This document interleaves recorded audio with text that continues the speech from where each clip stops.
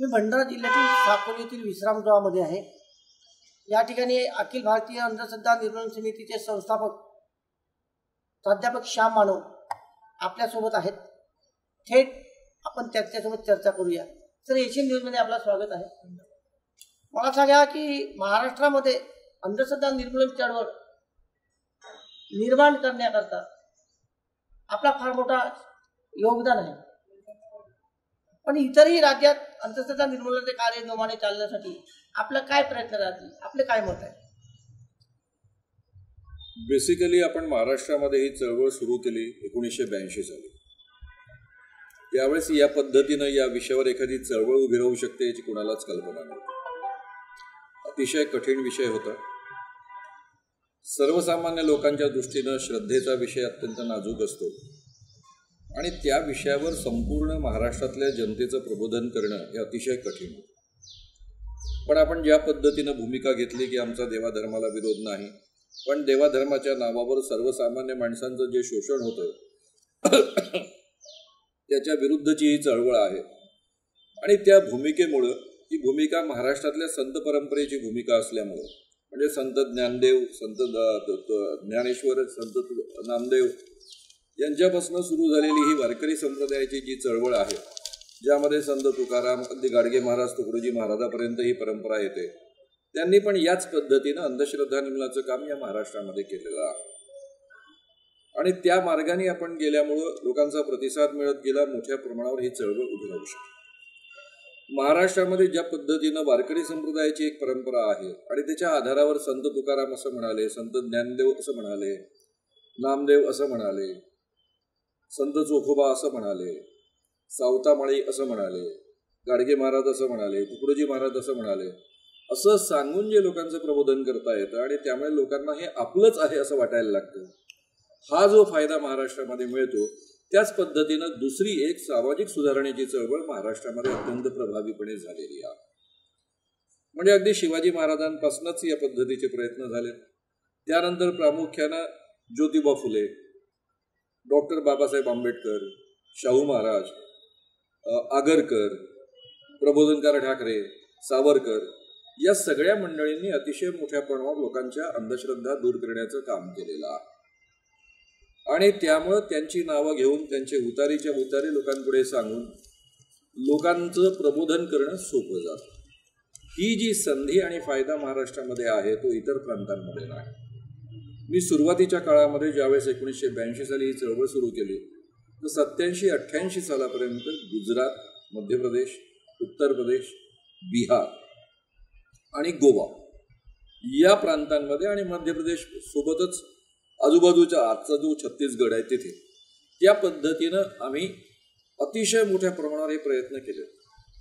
पण माझ्या असं लक्षात आलं की आपण त्या प्रदेशांमध्ये जातो, भाषणं देतो, लोकांना प्रभावित करतो, एक वातावरण तयार होतं, कार्यकर्ते तयार होतात, पण त्या कार्यकर्त्यांना स्थानिक ठिकाणचा जो सपोर्ट लागतो तो सपोर्ट त्यांना मिळत नाही। जसं महाराष्ट्रामध्ये पुरोगामी चळवळी असल्यामुळं, शाहू फुले आंबेडकरांची चळवळ असल्यामुळं किंवा वारकरी संप्रदायाचं ज्या पद्धतीचं वातावरण महाराष्ट्रामध्ये आहे, त्यामध्ये खरं म्हणजे वारकरी संप्रदायाचे कीर्तनकार काही ते अंधश्रद्धा निर्मूलन आहे असं मानत नाही, उलट त्याचं स्वरूप फार बदललेलं आहे। पण तरीही संत तुकारामांचं नाव, ज्ञानेश्वरांचं नाव, नामदेवांचं नाव हे नाव घेऊन जेव्हा त्यांचे अभंग सांगितले जातात, त्यातनं जो प्रतिसाद मिळतो तो फायदा बाहेरच्या प्रांतांमध्ये मिळत नसल्यामुळं जे काम उभं केलं ठिकठिकाणी प्रांतांमध्ये, ते कार्यकर्ते हळूहळू सक्रिय होण्याच्या ऐवजी जास्त निष्क्रिय होते। कारण त्या ठिकाणी निर्माण होणारे आव्हानं जी आहेत ती आव्हानं अतिशय ताकदीनं पेलण्याची क्षमता असणारे कार्यकर्ते निर्माण होणं फारच कठीण होतं, कारण तिथे या पद्धतीचं वातावरण नाही। आणि मग माझ्या हळूहळू लक्षात आलं की केवळ नावापुरतं सगळ्या प्रांतांमध्ये हे काम उभं करत जाण्यापेक्षा आपण कॉन्सन्ट्रेशन महाराष्ट्रावर केलं पाहिजे, महाराष्ट्रातल्या गावागावापर्यंत पोहोचलं पाहिजे, प्रत्येक जिल्ह्यामध्ये हे काम उभं राहिलं पाहिजे आणि त्या पद्धतीनं गेले 40 वर्षे ही चळवळ सुरू आहे। महाराष्ट्रातल्या कानाकोपऱ्यापर्यंत ही पोहोचली आणि सगळ्यात महत्त्वाचा भाग म्हणजे या चळवळीच्या माध्यमातून जी मांडणी झालेली आहे ती जगात पहिल्यांदा झाली। म्हणजे यापूर्वी या पद्धतीच्या चळवळी होत्या, पण त्या चमत्कारापर्यंत मर्यादित होते। म्हणजे चमत्कार खोटे असतात असं सांगण्यापर्यंत मर्यादित होते। आपण जी अखिल भारतीय अंधश्रद्धा निर्मूलन समितीच्या नावानं ही चळवळ सुरू केली, त्यामध्ये भूत म्हणजे नेमकं काय, भूतामागचं सायन्स काय आहे, बानामती म्हणजे नेमकं काय, त्यामागचं सायन्स काय आहे, बानामतीच्या केसेस कशा सोडवायच्या, ज्योतिषशास्त्र त्याच्या मागे नेमकं सायन्स काय आहे, अंधश्रद्धा नेमक्या कोणत्या आहेत, मंत्रतंत्र याच्या मागचं सायन्स असेल तर काय आहे, त्याच्या मागचं मग अंधश्रद्धा काय आहे, हे सगळे बारकावे देवी अंगात येणं, भूत अंगात येण्यापासून सगळ्या अंधश्रद्धांचे वेगवेगळे जे प्रकार आहेत त्या प्रकारांचं एक भक्कम मांडणी वैज्ञानिक आधारावर, वैज्ञानिक दृष्टिकोनाच्या आधारावर आपण केलेली आहे. या क्षेत्रामध्ये भारतामध्ये संशोधन झालेलं नसल्यामुळे आणि याच पद्धतीच्या अंधश्रद्धा जगभर नसल्यामुळे भारतामधल्या अंधश्रद्धा अनेक प्रकारच्या आहेत, ज्या अतिशय वेगळ्या आहेत, ज्या तुम्हाला कदाचित युरोपमध्ये आढळणार नाही, कुठे आढळणार नाही, आणि या क्षेत्रामध्ये काही संशोधन झालेलं नव्हतं. त्यामुळे एका बाजूनं त्याच्यामागचं सायन्स समजून घेणं, मुळात ते काय असावं याबद्दलचा अभ्यास करणं आणि लोकांना रुचेल पचेल या पद्धतीनं त्यांच्यापर्यंत ते पोहोचवणं, अशा पद्धतीनं जी एक भक्कम मांडणी या विषयाची झालेली आहे ती जगात पहिल्यांदा इतक्या सखोलपणे झालेली आहे आणि म्हणून ती आपल्याला लोकांपर्यंत पोहोचवता येते.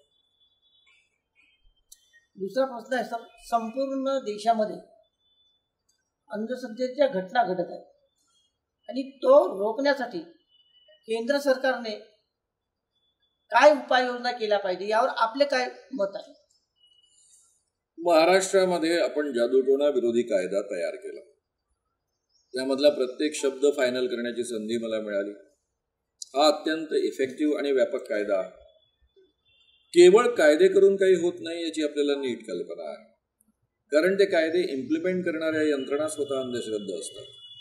त्यामुळे अशा अवस्थेमध्ये अशा पद्धतीचे कायदे जर राबवायचे असतील तर वारंवार लोकांचं प्रबोधन करणं, कायदा राबवणाऱ्या यंत्रणांचं प्रबोधन करणं हेही नितांत गरजेचं असतं.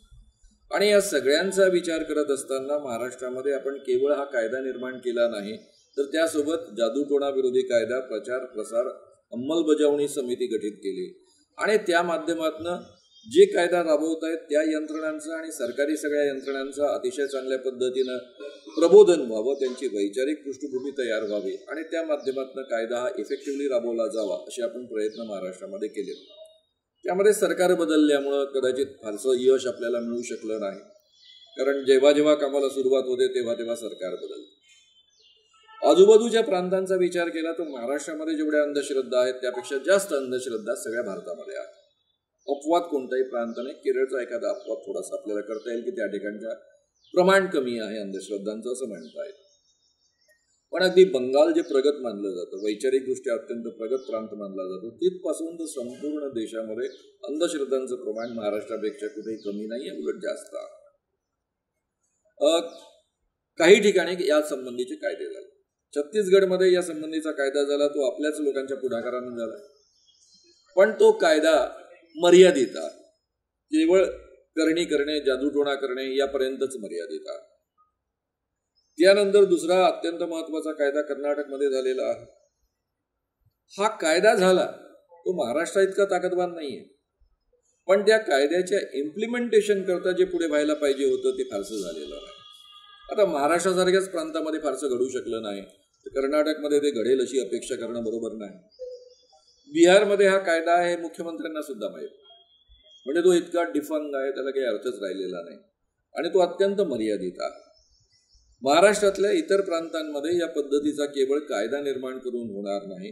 या संपूर्ण देशामधल्या जर अंधश्रद्धा दूर व्हायच्या असतील तर केंद्रीय पातळीवर या पद्धतीची एक संशोधन यंत्रणा उभी करावी लागणार आहे. संपूर्ण देशामधल्या अंधश्रद्धांचा अभ्यास करणं, त्याच्या आधारावर महाराष्ट्राच्या आधार लक्षात घेऊन अतिशय उत्तम संपूर्ण देशाला लागू होईल या पद्धतीचा कायदा तयार करणं आणि केवळ कायदा करून भागणार नाही, तर या कायद्यासोबत संपूर्ण देशाचं प्रबोधन करता येईल या पद्धतीची यंत्रणा उभी करणं हे नितांत गरजेचं आहे. ते झालं तर यामधनं अतिशय सुंदर पद्धतीनं या देशामध्ये कदाचित अंधश्रद्धांपायी जाणारी बळी आहेत, माणसं मरतात, मारली जातात, त्याचं प्रमाण कमी होईल. अतिशय मोठ्या प्रमाणावर लोकांचं शोषण होतं, त्याचं प्रमाण कमी होईल. या दिशेनं मी केंद्रामध्ये कायदा करण्याचा प्रयत्न केला. स्वतः रामदास आठवले सामाजिक न्याय मंत्री, राज्यमंत्री असल्यामुळं त्यांची फार इच्छा होती की आपण हे करूया उत्तम पद्धतीनं. नितीन गडकरी केंद्रामध्ये मंत्री आहेत, माझे चांगले मित्र आहेत, त्यांनी पण म्हटलं आपण करूया, यासाठी जरा ताकद लावूया, माझ्या नावाचा पण तुम्ही वापर करा ठिकठिकाणी, मी पण माझा जोर लावतो आहे. पण माझ्या असं लक्षात आलं की केंद्रामध्ये ज्या पद्धतीच्या विचारधारेचं सरकार आहे गेल्या 10 वर्षांपासून, ते हे करण्याची शक्यताच नाही.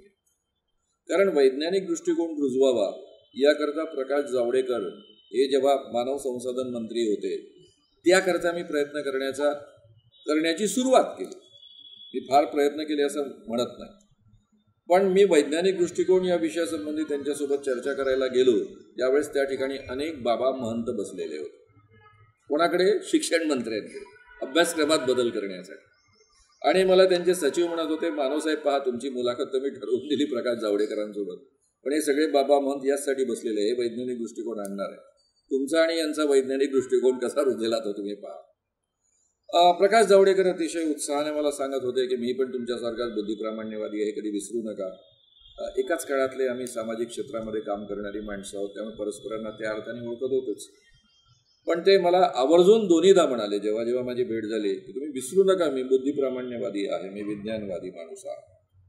पण असं असताना सुद्धा माझ्या लक्षात येत होतं की ज्या पद्धतीचं ते मंत्रालय आता बनू इच्छिते आहे किंवा काम सुरू आहे, त्यामध्ये काही आपण म्हणू त्याला काही फारसा अर्थ उरणार नाही आहे, आपल्या मेहनतीला काही फारसा अर्थ उरणार नाही. आणि नंतर ते त्या ठिकाणावरनं गेले, त्यानंतर प्रयत्न करण्याचं काही कारणच उरलं नाही. कारण दुसरे जे शिक्षण मंत्री आहे त्यांनी तर इतके अकलेचे तारे तोडलेले आहेत आणि इतक्या अवैज्ञानिक गोष्टी जाहीररित्या ते बोललेले आहेत की त्या पद्धतीनं त्या ठिकाणी संभावना. हे माझ्या लक्षात आल्यानंतर जरी कितीही रामदासजींची इच्छा असली की आपण या पद्धतीनं काही करूया, त्यांचीच ही कल्पना होती की सगळ्यात पहिले संपूर्ण देशभर ज्या अंधश्रद्धा आहेत त्यांचा आपण शोध घेतला पाहिजे. आपण अशा पद्धतीची एक कमिटी फॉर्म करूया, तुम्ही तिला लीड करा आणि देशभरातल्या अंधश्रद्धांचा आधी आपण नीट अभ्यास करूया आणि त्याच्या आधारावर मग महाराष्ट्रामध्ये जसा कायदा बनला तसा केंद्रामध्ये बनवण्याचा प्रयत्न करूया. पण जरी रामदासजींची खूप इच्छा असली तरी मला दिसत होतं की ज्या पद्धतीचं मोदींचं सरकार आहे आणि ज्या पद्धतीचे विचारधारा ते लोकांमध्ये राबवण्याचा प्रयत्न करतायत त्यामध्ये काही फारसं यश येणार नाही. आणि महाराष्ट्रामध्येच आपण फार काही करू शकत नाही, कारण महाराष्ट्रातलं जसं काँग्रेस आणि राष्ट्रवादीचं सरकार बदललं, देवेंद्र फडणवीसांचं सरकार आलं आणि हा कायदा राबवणे जवळपास थांबली. म्हणजे कायदा राबवण्याच्या यंत्रणा ज्या सुंदर पद्धतीनं सुरू केल्या होत्या, पोलिसांचं ट्रेनिंग घेतलेलं होतं, मी केलेलं होतं संपूर्ण महाराष्ट्रातल्या पोलिसांचं. जेवढ्या पोलिसांचं ट्रेनिंग झालं होतं ते स्वतःहून जे कायदे त्या संबंधीचे FIR दाखल करत असत, तो राबवण्याचा प्रयत्न करत असत, पुढे ॲक्शन घेण्याचा प्रयत्न करत असत. नवी जी पोलीस यंत्रणा यायची, नवे अधिकारी यायचे, त्यांना या स्वतःच्याच त्यांच्या अंधश्रद्धा असल्यामुळं आणि हा कायदा केवळ वाचून समजणं फार कठीण असल्यामुळं त्यांचा फारसा प्रतिसाद मिळायचा नाही. आणि त्यानंतर जवळपास प्रबोधनाचं काम जवळपास महाराष्ट्रातल्या सरकारनं थांबवलं. मी थांबवलं असं म्हणतोय कारण त्यांनी सुरूच केलं नाही. यासाठी सुरू नाही केलं की मी रात्रंदिवस खेटे घालतोय, त्यांच्या मागे लागतोय आणि तरी ते त्याला प्रतिसाद देत नाही म्हणून मी थांबवलं हा शब्द वापरतो. त्यानंतर सरकार बदललं, कोविड आला 2 वर्ष, त्यामध्ये सुरू होता काम थांबलं, मग पुन्हा काम वेगाने सुरू झालं आणि सगळ्या प्रोसेस सुरू झाल्या. आता कामाला गती येईल, आता GR निघतील आणि सगळं होईल. त्याच काळामध्ये पुन्हा सरकार बदललं.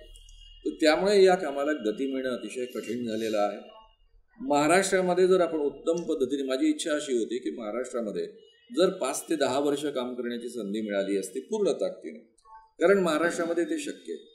वेगवेगळ्या चळवळीतले अत्यंत ताकदवान कार्यकर्ते महाराष्ट्रामध्ये आहेत. एक कार्यकर्त्यांचं मोहोळ आहे. गांधी नेहमी म्हणायचे की महाराष्ट्र हा कार्यकर्त्यांचा मोहोळ असणारा प्रांत आहे.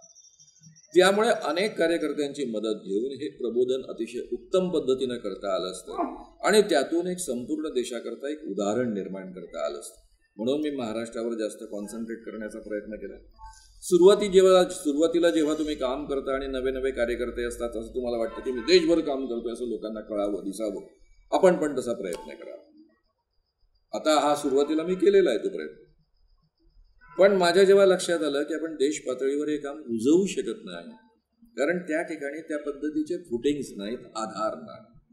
जो इथे मला मिळाला फुले शाहू आंबेडकर चळवळीचा आणि संत परंपरेचा, तो नसलेला आधार म्हणजे अतिशय ताकदवान कार्यकर्त्यांना निर्माण करणे, टिकतील या सगळ्या प्रकारांमध्ये अशा पद्धतीचे कार्यकर्ते निर्माण करणं आणि ABCD पासून तयारी करणं त्यांची, हे अतिशय कठीण आणि जिकिरीचं काम होतं.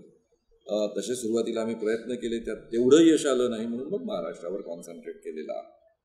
मला अजूनही वाटतं की जर संपूर्ण देशभर हे काम उभं व्हायचं असेल आणि देशभरातल्या अंधश्रद्धांचं प्रमाण कमी व्हायचं असेल, त्यापोटी देशभरातल्या लोकांचे जे बळी जातात ते थांबायचं असेल, त्यांचं शोषण थांबायचं असेल, तर महाराष्ट्रामधलं काम उत्तम पद्धतीनं उभं होणं, ते एक अतिशय उत्तम उदाहरण तयार होणं आणि त्यासोबत केंद्रामध्ये कायदा आणि मी जसं आधी म्हटलं त्या पद्धतीनं एक रिसर्च आधी करून कायदा तयार करून अशाच पद्धतीची यंत्रणा जशी महाराष्ट्रामध्ये आम्ही राबवू इच्छितो तशी केंद्रामध्ये राबवणं, त्या माध्यमातून एक दूरगामी उत्तम काम होऊ शकेल आणि देशांमधल्या अंधश्रद्धांचं प्रमाण आपल्याला अतिशय कमी करत आहे. देशांमधल्या अंधश्रद्धा दूर करणं याचाच अर्थ वैज्ञानिक दृष्टिकोन रुजवणं आणि या देशामध्ये वैज्ञानिक दृष्टिकोन रुजवल्याशिवाय घटनेमध्ये आपण जे काही स्वीकारलं, ज्या 4 मूल्यांच्या आधारावर ही घटना उभी राहिली, समता, बंधुता, स्वातंत्र्य आणि न्याय, ही 4 मूल्ये खऱ्या अर्थानं रुजणं शक्य नाही आणि त्याच्या भरोशावर अख्खा भारत उभा होणं शक्य नाही. त्यामुळं अंधश्रद्धा निर्मूलन करणं म्हणजे वैज्ञानिक दृष्टिकोन रुजवणं आणि वैज्ञानिक दृष्टिकोन रुजवणं म्हणजे ही राज्यघटना जी आहे, जी 4 मूल्ये आपल्याला जगात पहिल्यांदा मिळाली आहे, भारतात तर पहिल्यांदा मिळाली, त्या मूल्यांना खऱ्या अर्थानं प्रस्थापित करणं आणि त्याच्या आधारावर माणसाला माणूस म्हणून जगण्याचा अधिकार प्राप्त करून देणं, इतकं हे व्यापक काम आहे. हे या पद्धतीनं उभं होऊ शकेल. तर हे होते अखिल भारतीय अंधश्रद्धा निर्मूलन समितीचे संस्थापक प्राध्यापक श्याम मानव. त्यांनी सांगितलं की महाराष्ट्रामध्ये फुलेशाह आंबेडकर विचारधारेचे जे कार्यकर्ते जोमानं काम करत आहेत, असेच कार्यकर्ते इतर राज्यामध्ये आपल्याला दिसत नाही. परंतु पूर्ण देशामध्ये जादूटोणा विरोधी कायदा जर प्रामाणिकपणे जर केंद्र सरकारने राबवला आणि त्याच्या चांगल्या प्रकारचा जर इम्प्लिमेंट केला, तर खऱ्या अर्थाने जे अंधश्रद्धेवर आधारित देशामध्ये ज्या घटना घडतात, या घटना थांबवण्यामध्ये यश येईल. परंतु केंद्र सरकार त्याबद्दल उदासीन आहे, असेही मत प्राध्यापक श्याम मानव या ठिकाणी व्यक्त केले. आणि म्हणून केंद्र सरकार याकडे लक्ष देऊन एक चांगला माणूस म्हणून घडवण्यात स्वातंत्र्य, समता, बंधुता ही मूल्ये जर राज्यघटनेमध्ये दिलेली आहेत, ही जर रुजवायची असतील तर केंद्र सरकारने या कायद्याकडे दखल घेतली पाहिजे आणि त्या दृष्टिकोनातून प्रयत्न केले पाहिजे, असेही मत प्राध्यापक श्याम मानव या ठिकाणी त्यांनी व्यक्त केले. मी DJ रंगारी, एशियन न्यूज करता, भंडारा.